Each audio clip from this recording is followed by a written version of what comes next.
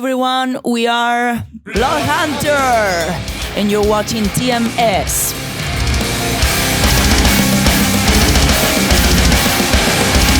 This is the second time you guys come to China already, right? Yes. Wow. Can I ask you, is there any similarities you feel like in between Spain and China? China's much better. It's okay. They're not watching right now. You can say whatever. Yeah, because I feel like, to me, how I see the similarity in between Spain and China, I feel like, I guess we're both a little bit loud. Yeah. And our mom is always, yelling and stuff. Throwing the sandal. Yeah. Happens everywhere. Yeah, but I feel like in Spain, moms are more accurate with the sandals and stuff. Right?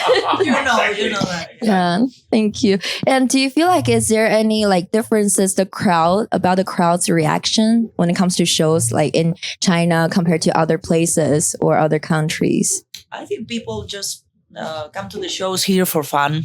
Mm. And in Spain, it's a bit different. They need to know the music or the band first. But here it's amazing because everyone just want to have fun and discover new bands and new music. So that's fantastic. Yeah, open to try new things, right? Yeah. And they are so respectful. Yeah. They get quiet between songs. Mm. In Spain, people is so messy. Just fiesta all the time. Yeah. Huh? They are... There's so many the people, here you can hear yourself breathing by the time that you're tuning. I mean, Oh, wow. They don't stop when we play. Oh, we don't like to hear no breathing. silence. That's great. Your 2022 album, Knowledge Was the Price, suggests a deeper, almost philosopher and exploring of whys and consequence. So what was the, most challenging or eye-opening idea that you faced or tackled on that record? Everything started with this idea, as you said, the Bible concept. When everyone is led by, they don't will to do whatever they want. And we were thinking, if you just try to do your best, if you pursue your dreams and follow your dreams and work super hard, you need to be, happier. Because if you feel like you need to follow the lead and the trends and what people are supposed to do, you just lock yourself in a cage and it's impossible to evolve as a person.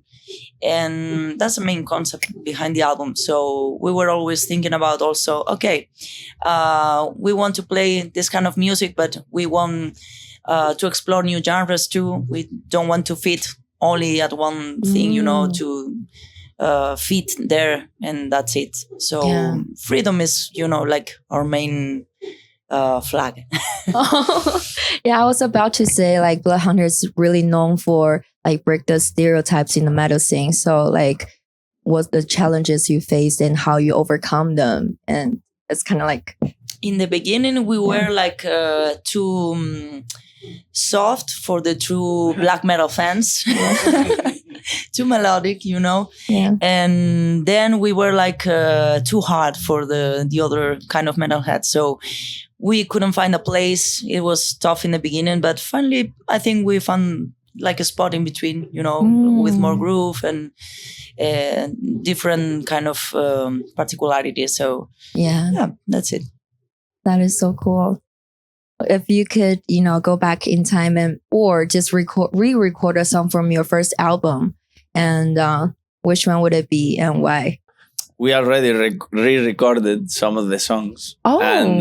But it's a secret, so don't tell anybody, please.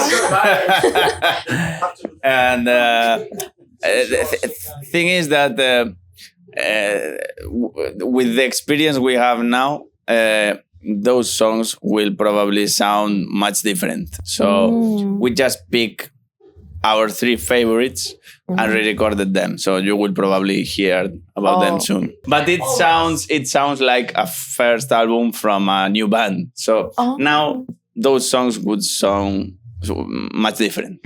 Oh. And better, I hope so. I feel it's different because I feel like even if we go back to like back in time and redo things, we will still like doing things, use the knowledge we know at that time, right? And it's always nostalgic about like look back your journey and stuff. Yeah. I mean, when you are younger, you feel like being super tough and super dark, and like everything sounded pretty angry. But now we just chill, you know, everything is much more elegant. We've grown old, so we found this balance between being dark and tough and being elegant, melodic, and with some kind of groove. Yeah, just find the balance and find your own way. So how do you guys manage to translating the studio energy into live settings usually? Studio is hell. I mean, the studio is hell, of course. Doesn't exist. Yeah, because I think many bands record some music, a lot of guitars, for example, and it's hard to translate that into the show. But I think it's not our case because we usually made some pre-production, and at least Dani and me think a little about how we will do it in the show, you know. It will sound play like, but reality is that we first do the songs, thinking about that, then we do one rehearsal before start touring, and then we just play live. We never rehearse until the next album, because I hate to do that. The key thing is we check which songs work better for each album, and then we play them. So it's not intended to play everything, but yeah, that's how it works so far. So yeah, wow. If Bloodhunter, you know, if you can summon a mythical creature whenever you played, what would it appear? That's for